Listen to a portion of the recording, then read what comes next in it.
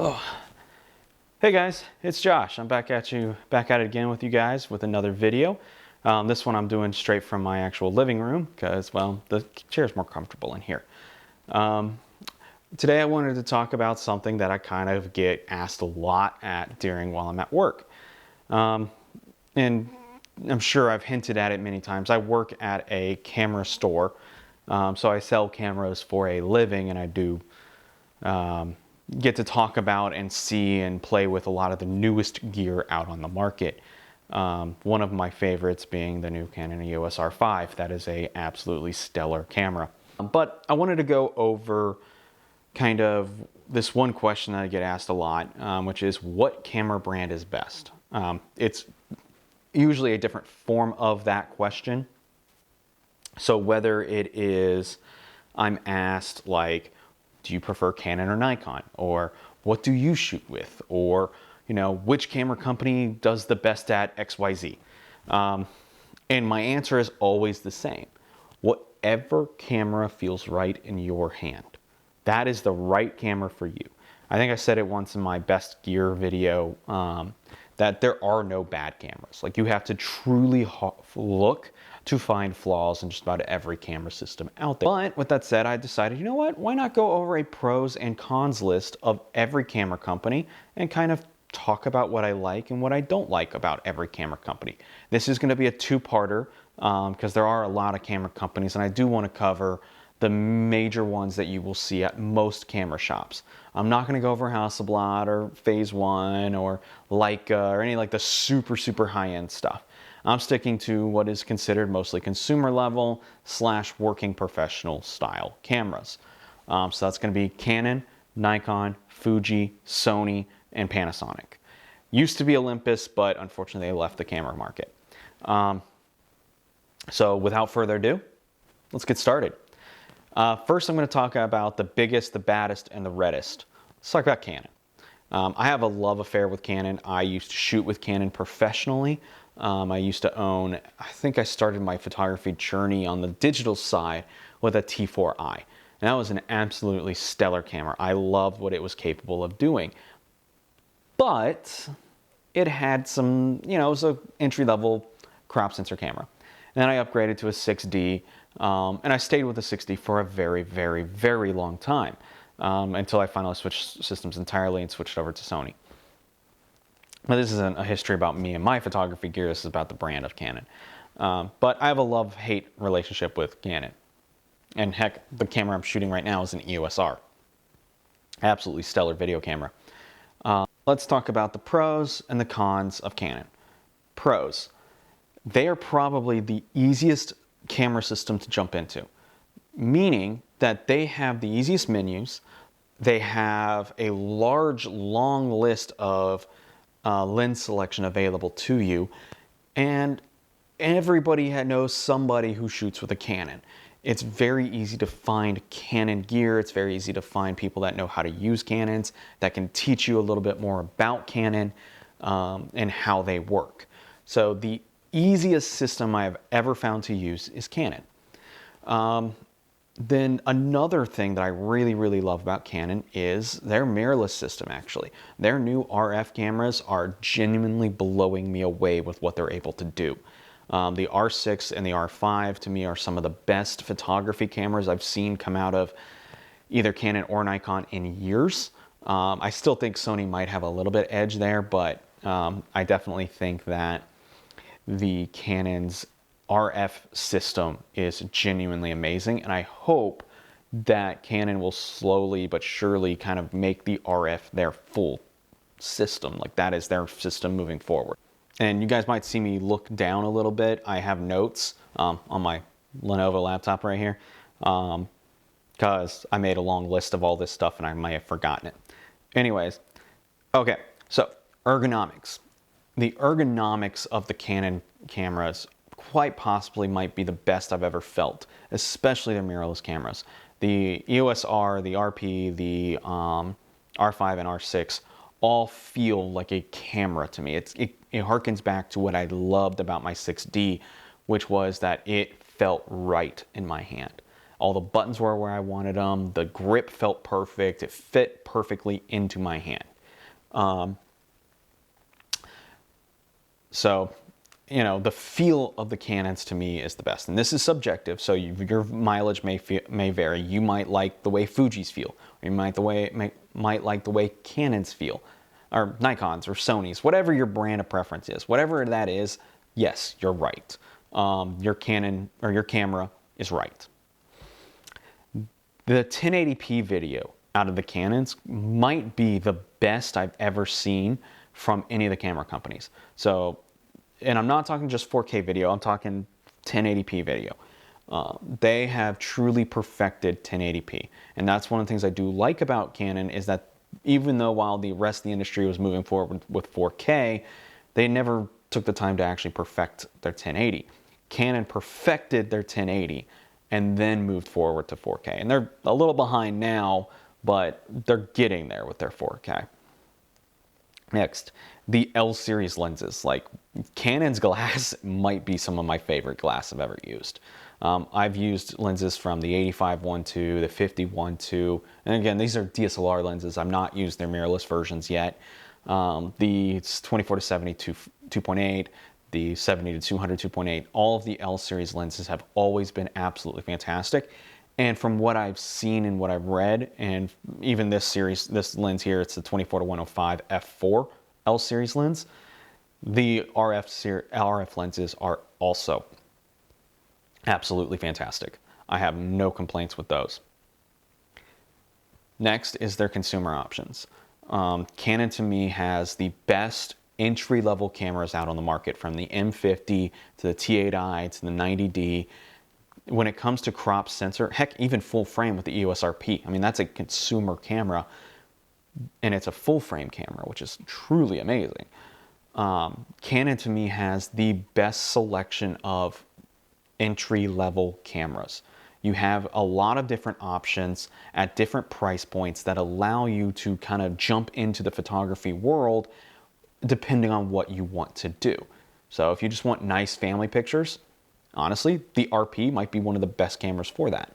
If you want to get into sports and you don't want to spend, $6,500 on a 1DX, well, the 90D is a fantastic option as well. At 10 frames per second for DSLR, that's fantastic.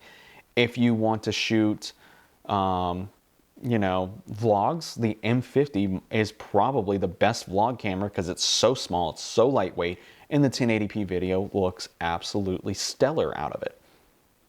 So you have a ton of consumer options throughout the range. It has been a little hard going on their full frame, like professional options, up until the R5 and the R6, but the R5 and the R6 are absolutely incredible. Next, and this ties into the R5 and the R6, is the dual pixel 2.0 autofocus system. That that autofocus system is better than Sony. I'm just going to go ahead and say it now. I like it better than Sony. It is faster and it is as accurate as Sony.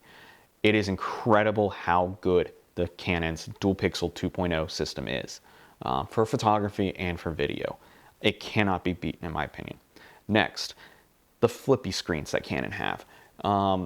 The fact that every Canon camera, except for the 5D, we'll get to that, has a flip out screen that you can see yourself while you're filming yourself.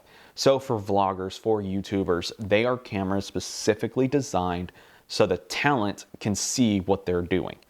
So for people like me that run a one-man crew, where it's just me in the camera, this is an absolute winner. This is actually the reason I have the EOS R. Even though I shoot professionally with my Sony cameras, even video with my Sony cameras as well, I can't, with my A7R, I can't see myself. I would have to have a monitor, and I don't want to do that. That's extra cost. So I was given an EOS R, and I keep that. And I use it for this. And lastly is Canon skin tones. Quite possibly might be the most pleasing looking skin tones in the industry when you're shooting JPEG. Now, I want to take a moment and pause and say, color science is bullshit. It is. What matters vastly more than color science is getting your white balance correct. If you get your white balance correct in camera, you don't have to worry about color science. And if you shoot RAW on your photography, you won't have to worry about color science at all, because it's all up to what your RAW processor is.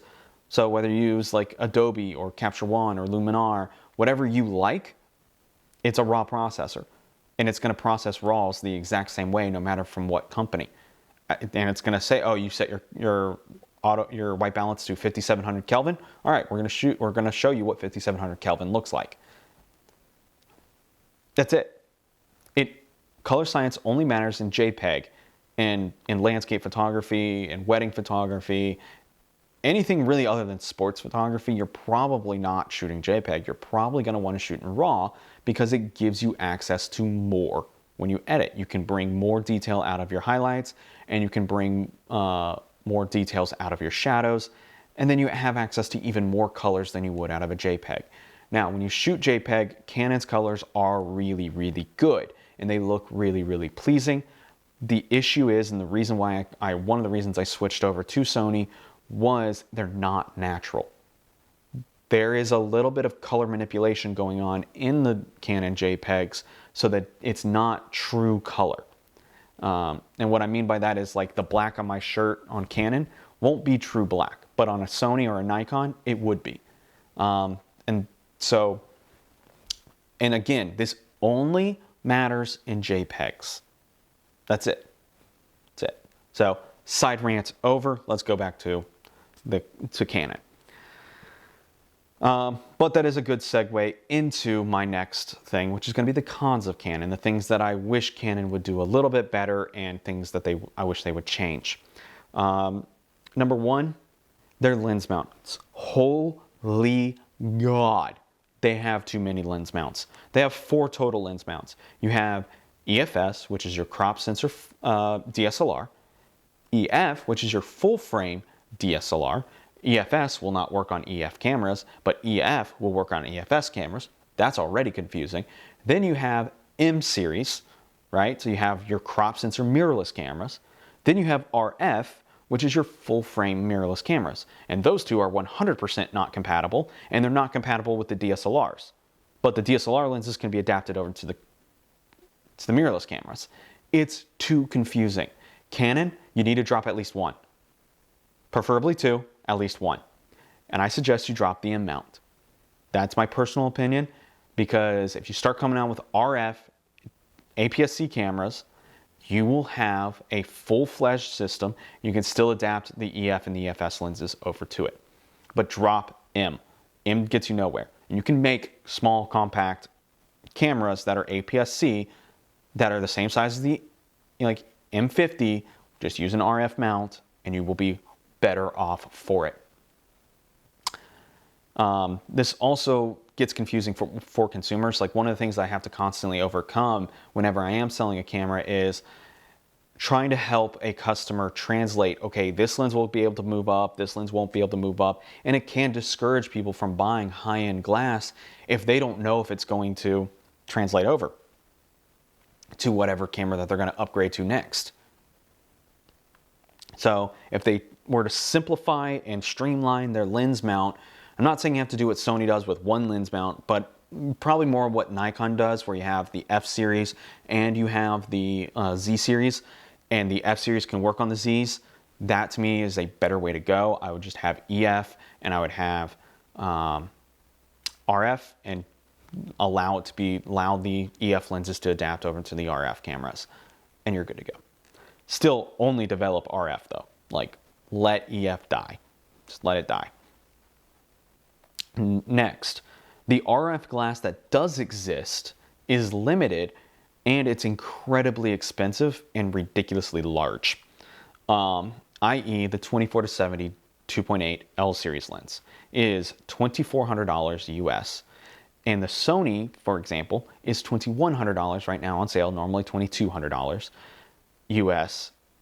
And I mean, it's smaller, it's lighter weight, and it's just as sharp. Like, there's not as much issues. Now, you do have some focusing speed issues on the Sony because it was their first G Master lens, but it's also an older lens than the Canon, but the Canon's larger and it's not as sharp. It has some vignette issues where the Sony does not. One of the complaints I get all the time whenever I sell a Sony camera is, well, Sony glass is just so much more expensive. And the answer is no, it's not. When you compare apples to apples, the Canon and Nikon glass, their branded glass, is so much more expensive than what the Sonys are. Or they're roughly the same price. So that it's another myth that Sony lenses are more expensive when Canons are actually the more expensive ones. Next, the R5. And I know I talked about how the R5 is an absolute amazing photo camera. The R5 as a video camera is where I'm having some issues. The R5 is truly not a video camera. At least not in the way Canon marketed it. Canon took the route of, we want the flashiest headline possible, which is 8K video, right? Which the R5 is capable of doing 8K, but not really, not in a professional sense that a $4,000 camera would warrant. So I do think the overheating issues are probably overblown, and I do think like their 8K files not being able to work with much of anything is a little overblown, especially by Sony fanboys. But it should never have been marketed as an 8K camera. The way I personally would have marketed this camera, and I think you wouldn't see such backlash against the R5 if they had marketed it this way, which is, this is a 45 megapixel, 20 frames per second, best in class autofocus photo camera beast. If they had marketed it that way, that happens to also shoot short bursts of 8K clips and short bursts of 4K 120, but will do 4K 60 and 4K 30 perfect. If they had marketed it that way, they would be in a better situation than what they are now with the R5. Now, I think a lot of people are starting to finally realize, as long as you're not trying to use this as an 8K camera, you will have great results out of the R5. But one of the mistakes that I think Canon made was marketing the R5 as an 8K camera. And one of my last two things is the 5D Mark IV. When the 5D Mark IV came out in 2016, it was a revolutionary camera. It was the best DSLR I'd ever seen in my life, and I was beginning to save up for that because I had the original 6D and I wanted to upgrade. I wanted a 5D. And then I started looking around at all the other cameras. I saw Nikon had come out with the D850, and that was really blowing me away. And Sony had just been announced. By the time I could finally save up for it, Sony had announced the A7R III. And 43 megapixels, so 13 extra megapixels. I was starting to get into landscape photography. I wanted that extra resolution. And then you had the better autofocus, the better video capability, the better video autofocus, no crop in 4K, no crappy, like, what is it, motion JPEG, where it was like taking 38 megapixel JPEG images every second. Like, it was ridiculous, the file size that you had with a 5D. But as a photo camera, it was very, very good in 2016. 2016 was 5 years ago. Why is the 5D Mark IV still available to sell today? It doesn't make sense anymore. The R5 is the true replacement to the 5D. I don't know why anyone hasn't figured that out yet, but it is. It is the true replacement to the 5D. I just think it needs to go. I think Canon, you need to start really looking towards the future and stop clinging to the past. You need to let the DSLR go.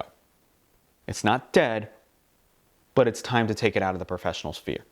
It's time to take it out of the market. Next, 4K. Canon is starting to get to 4K well, but they have always been hampered when it came to 4K. And I never knew if it was their engineers weren't as good as everybody else is, or were they trying to protect a market for their cinema cameras.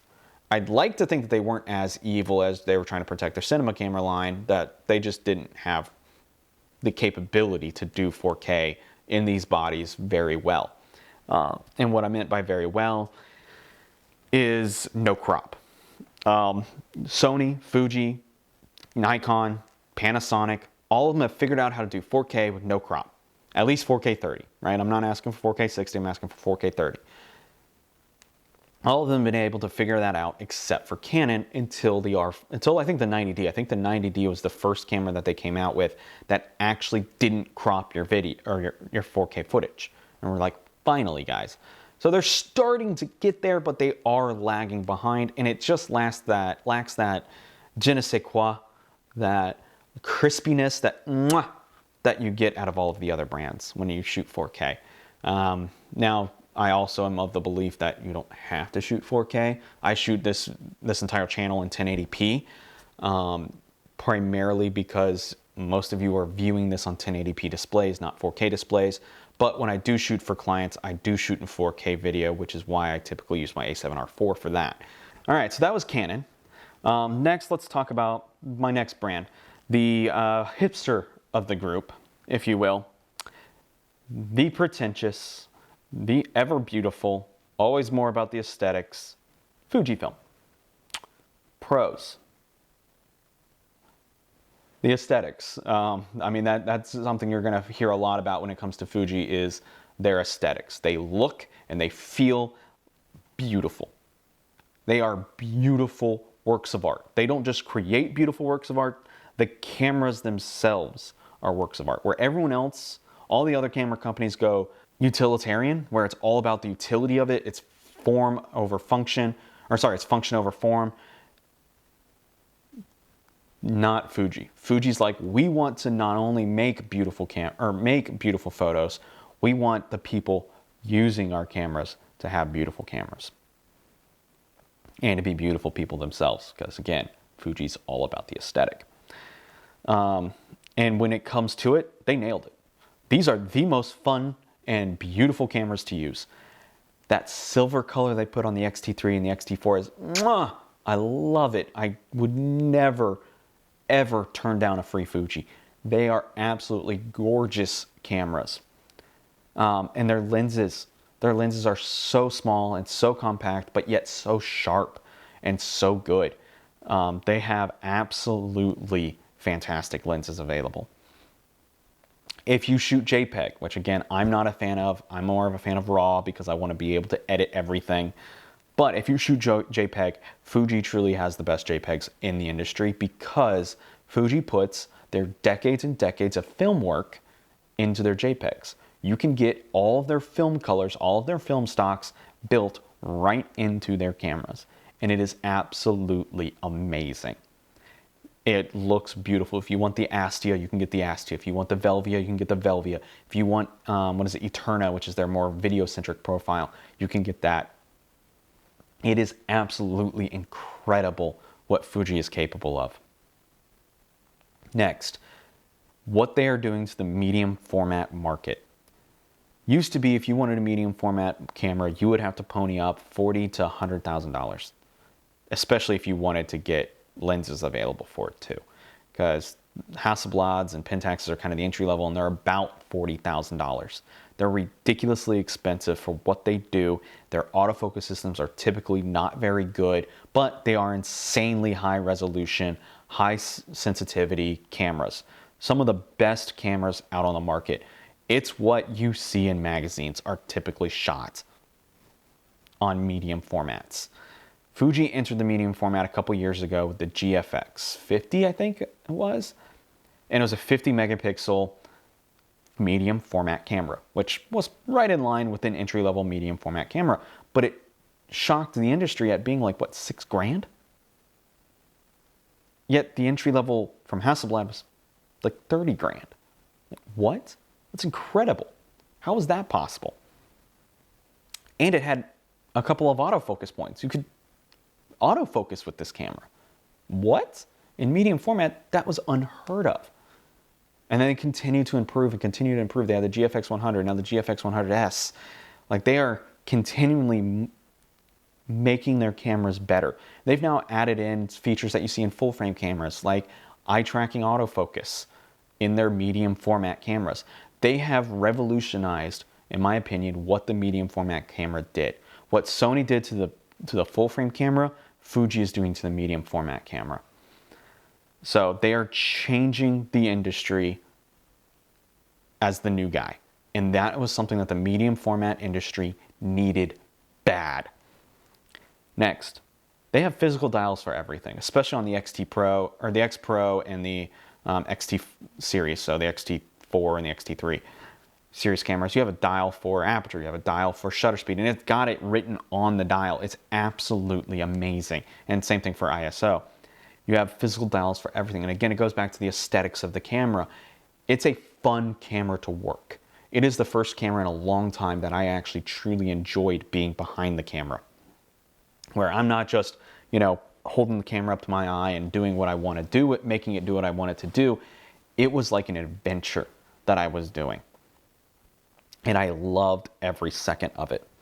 And one of the other things I love about Fuji is they are the only camera company I know of that constantly improves older models. I mean, when it comes to firmware, at least, and the software that's inside the camera. The Fuji X-T3, which is what, like came out in 2017, 2018, somewhere around there.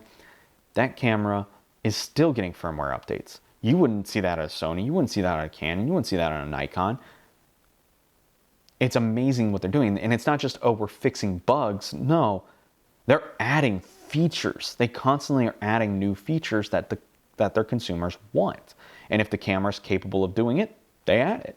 It's amazing. It's a cool pro-consumer experience. And you don't see that often in any product category, not just cameras, anywhere in the world of electronics or in, you know, any form of consumerism. You rarely ever see pro-consumer acts. And when it happens, you have to acknowledge it and respect it. So that's what I really, really love about Fuji. Let's talk about the things that Fuji's got to work on, right? So number one, while the lenses that they have are fantastic, they don't have the overarching reach of what the bigger camera companies have, like Canon, Nikon, and Sony. You don't have a lot of great telephoto primes. I think the most telephoto they have is like a 300 mil, which translates to a 450 mil, but you're not going to get a 600. You're not going to get a 800 prime. You're not getting those 500 primes. You're not going to have those out of Fuji. So if you wanted a sports camera, unfortunately, Fuji's just not the camera company for you. If you wanted specialized lenses, they have some, but not nearly as many as the other camera companies. Next, it can be hard to hold for people with larger hands, especially the X Pro series and the XT series. So the XT, what was it? The XT200, the XT30, and the XT3 and XT4, and the X Pro, XT Pro, whatever it is. Those are very hard cameras to hold. They don't have great grips. They feel good, but they don't feel great. Like, it's not like holding a Canon or holding a Nikon or holding a Sony. They do have some cameras that will have larger grips, like the the XS10 and the XS1, I think is what it was, or XH1. That's what it was. Those have larger grips, and they feel more like DSLRs feel, but they are mirrorless cameras. So they have some options available, but those are never their top tier options. Their top tier options are more designed to feel like old film cameras and to feel like rangefinder cameras, which again is an awesome aesthetic choice, but practicality choice, sometimes that's not going to work for everybody. Next, no full frame options. They decided that they weren't going to play in the full frame world. They were going to stick to APS-C for their smaller sensors and go to medium format for their larger sensors. I actually think this was a good business choice because the full frame market is very saturated, and you would have been a small fish in a large pond, but now they're the biggest fish in two smaller ponds. So I think that was actually a smart business decision, because if they had gone the way of full frame only, the way the kind of Sony, Nikon, and Canon and Panasonic are going, they probably wouldn't business-wise survive. The downside to that is you aren't going to have any full frame options available to you. So if you want a full frame camera, Fuji is not the camera company for you. Next, their menus can be a little complex for novices. If you are coming into the camera industry and you don't know anything about photography and you're just now looking for your first camera, you might not look at Fuji initially because how complex their menus are. They're not Sony complex. No one is worse than Sony when it comes to the menus. But they do have complex menus. And it does take a little bit of time of playing with them to kind of understand them. It's not as easy to use as the Canons or the Nikons. Next, they have physical dials for everything. And again, I know this was on my pro column, it's also my con column, because some people will love it, some people are going to hate it. And it just depends on what you personally like. While I think they're really cool and fun to play with, I can tell you I typically more prefer the traditional scroll wheels. I think those work better for me in my use case. But again, your mileage will vary depending on what you personally like. And lastly, this is more of a joke than anything else. You will be a pretentious hipster if you buy a Fuji. You are that guy. You are the guy that cares more about aesthetics than actual functionality of the camera. That's just, it is what it is. Accept it. No judgment. But understand, that is your place now. This is who you are if you buy a Fuji. Anyways, so that's Fuji. Alright, so lastly for this video, again, there will be a part 2. Lastly for this video, I'm going to talk about the camera company I use, the dark horse turned leader, Sony. And the reason I say they're the dark horse turned leader is because they have had a couple of moments in their history that you truly have gone, holy crap, these guys are changing what photography is and what cameras are. I'll kind of do a brief history of it. In 2006, Sony bought Minolta. They bought their camera division, and Sony entered the camera industry that way. Everyone kind of thought, no, Sony's never going to be a legit camera company. They're just going to kind of be the techie camera that all the techie nerds buy. Because Sony had always been the ones to kind of pioneer new technologies. Started with their SLTs that had digital viewfinders, but they still had a mirror, so they were still considered SLRs. But the mirror didn't move, the mirror was translucent. It was kind of a cool tech, but it had its limitations. You had an electronic viewfinder, but the viewfinders weren't very good and they were very laggy at the time. Then you had their mirrorless cameras with their NEX cameras initially, which were APS-C. Then they came out with their A7 cameras, their alpha cameras, and they were the first full-frame mirrorless options. And they're good. I mean, they're not great. They weren't great by any stretch. I mean, I was never recommending an A7 over like a Nikon D700 or a Canon 6D. Like, those were better cameras at the time. Then they came out their Mark IIs that added image stabilization and added some 4K video, depending on which camera you went with. And then they came out their Mark IIIs and their A9. The A9 to me was the first time that Sony truly had that holy crap moment, because they aimed straight at the bow of Canon and Nikon with sports. It was the first time that you saw a mirrorless camera that truly was capable of keeping up with the high-end sports cameras. And it was silent. It had eye tracking autofocus. It was 24 megapixels. It was 20 frames per second with no blackout. It was doing autofocus faster than what it was shooting, so you didn't have to worry about your autofocus system at all, really. It revolutionized the industry. To me, that was Sony's biggest turning point. That was the moment that professionals started looking at Sony and going, okay, you guys are legit. Okay, you guys got something. You're not just a little tech nerd camera. You guys have some real stuff here. Then the A7 III came out. And the A7 III, to me, truly changed what an entry-level full-frame camera was. Because it came out with all the bells and whistles, 10 frames per second, eye-tracking autofocus, dual card slots, weather-sealed body, bigger battery. Like, it had everything you wanted out of a camera for $2,000. That was unheard of at the time, right? Even at the time, the 6D Mark II was $2,300, or the D750 was like $2,200. Like Sony, and they were gimped cameras. Like they were cameras that those camera companies were like, we'll give you a budget option, but we're going to take things away from you that you want. And if you want to go to the higher end option, or if you want those things, you have to buy the higher end option.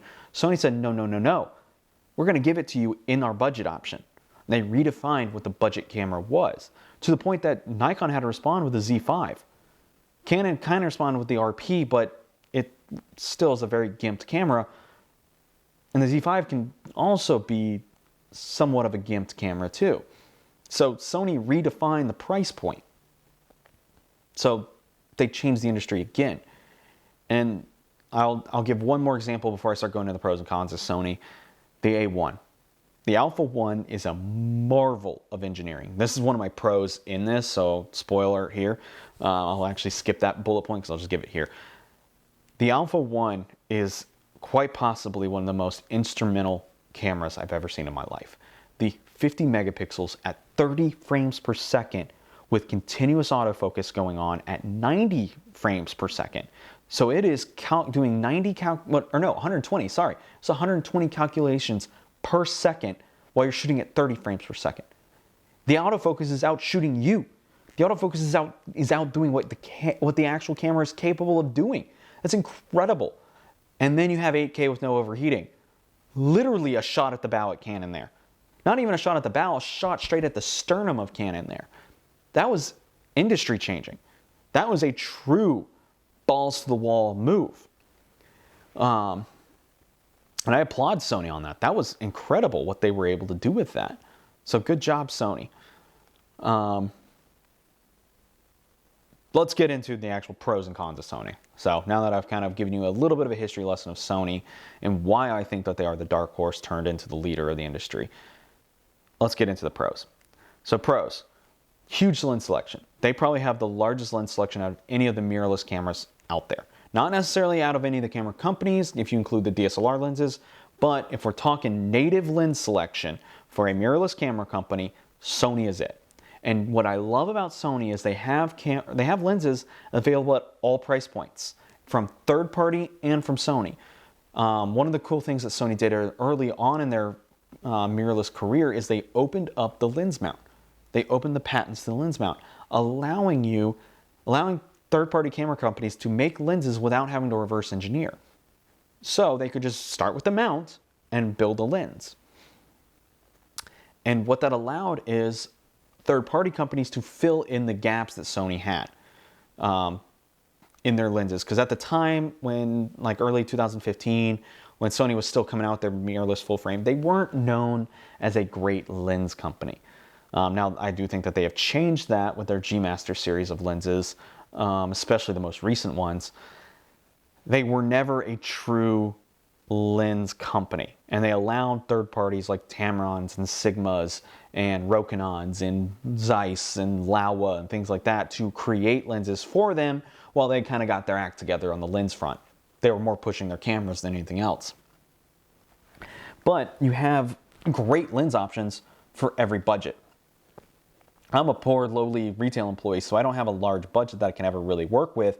So, for example, on my Sony cameras, I actually shoot with Tamron lenses because I can get 2.8 glass without having to pay G Master price, right? So, for example, my Tamron, I talked about this in my best photography gear video, was I can buy both my Tamron lenses and I'm still cheaper than one G Master lens.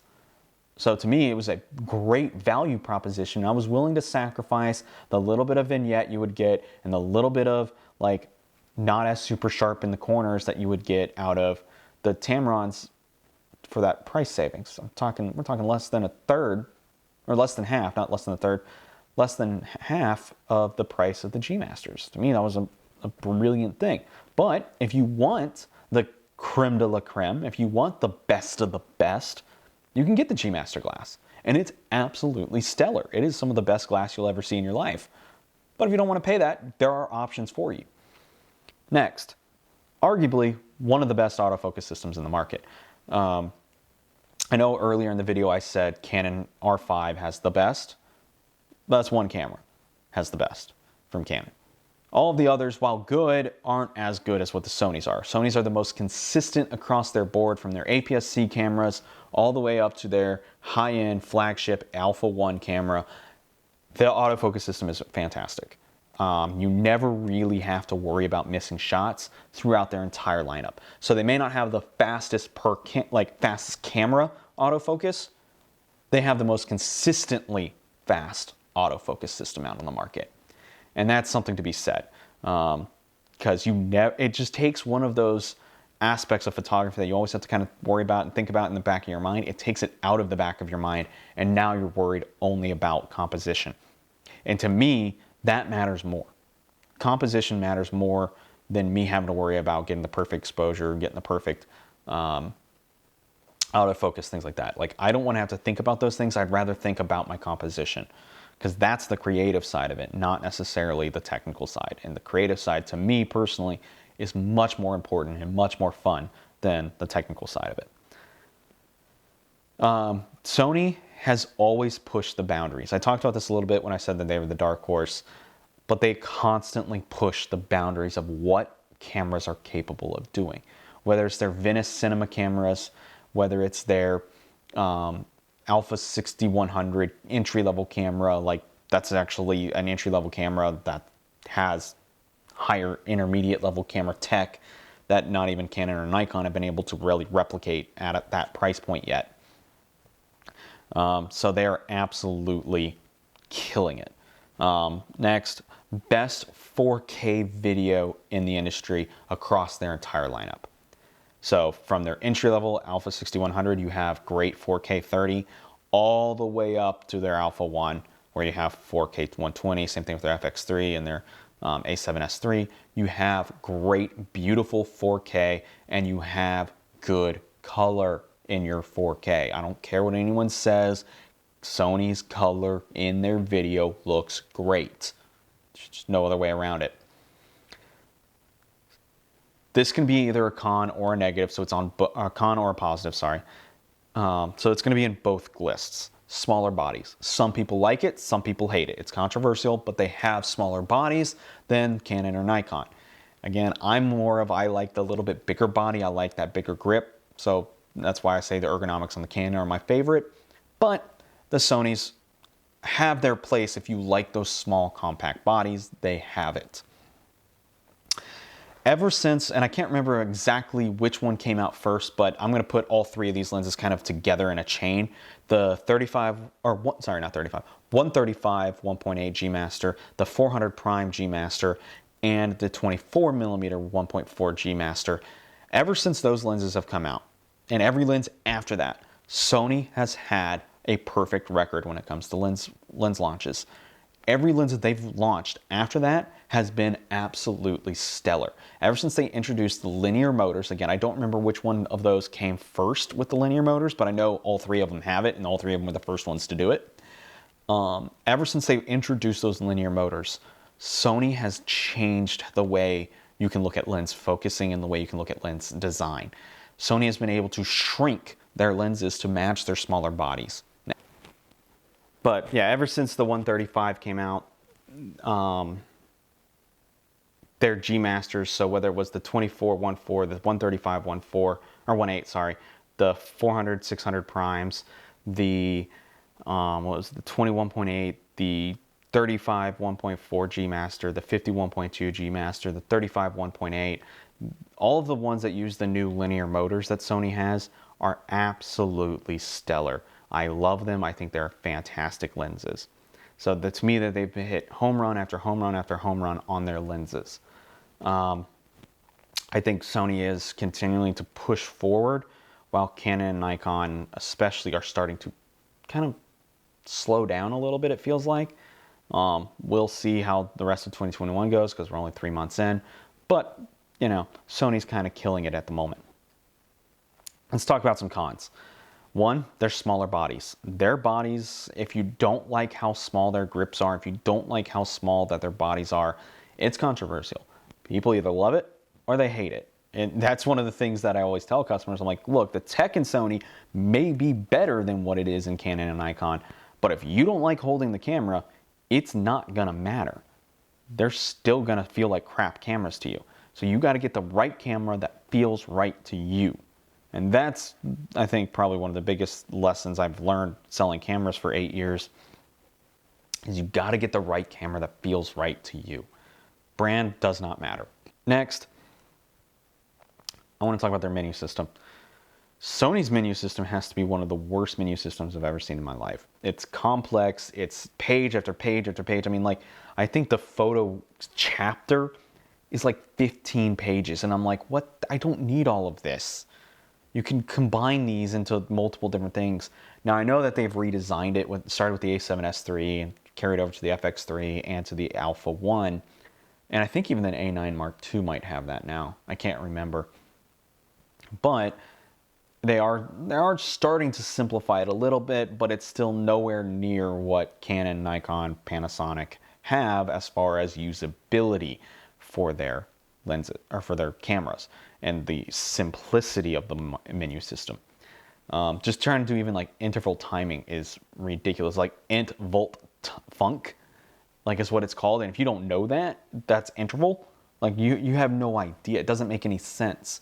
And then it's buried under like the video section, not the photo section. And it's weird the way Sony lined everything up. It's great that Sony gives you access to do everything you ever wanted to do with the camera. It's just not organized very well. That's one of the things Sony's, it's one of the complaints you'll constantly hear from every photography channel is Sony, fix your menus. I haven't used an A7S III or any of the new cameras, so I don't know personally how well it is. I've seen the videos of like Geraldine Dunn and like Tony Northrup where they talk about how the system is better.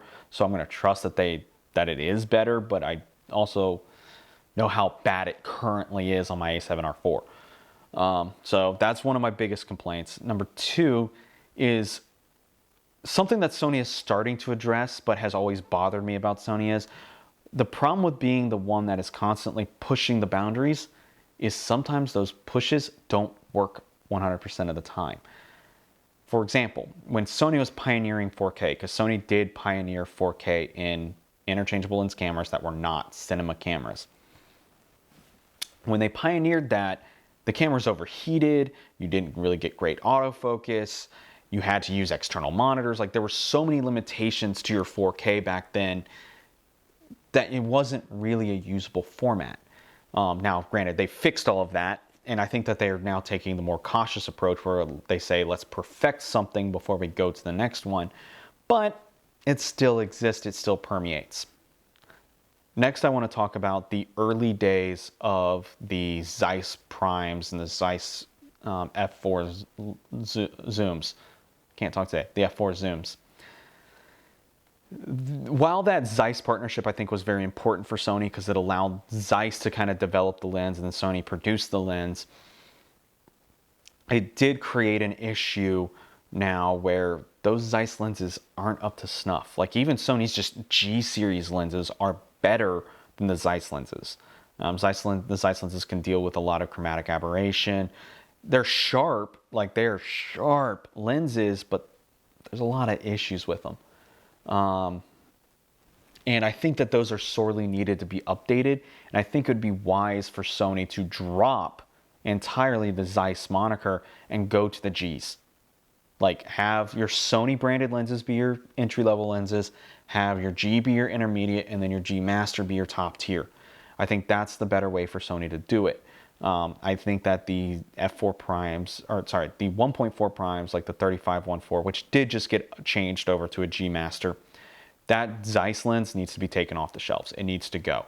Same thing with the 50-1.4 prime, just have the 50-1.8, maybe come out with a 50-1.4 G, make it like $500-600, and then have a 50-1.2 G Master.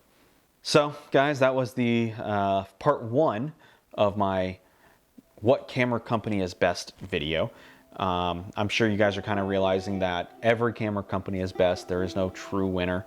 But part two, I'm going to talk about what I love about Nikon, what I don't love about Nikon. Same thing with Panasonic. And I know I said earlier in the video I wasn't going to do Olympus, but I'm feeling fun today. I'm going to do Olympus as well. So that'll be part two, which will come out tomorrow. And then Yeah, I'll probably do another hiking video. Unfortunately, no one really signed up for the workshop, so unfortunately the workshop is going to be canceled because nobody signed up to do it. I was really hoping I would get at least one person to kind of hang out with me and do some hiking with me, but that's okay. I understand this is a new channel, not everybody knows about it yet, and that's perfectly fine. I want to say thank you guys. You guys have been awesome. I'm getting a lot of comments from you guys now. I'm loving the engagement. Let's continue that. You guys tell me, what camera company do you use and what camera company do you like best? Leave that in the comments below. Like, subscribe, do all that fun stuff, all that YouTubey stuff. Anyways, guys, until next time, cheers.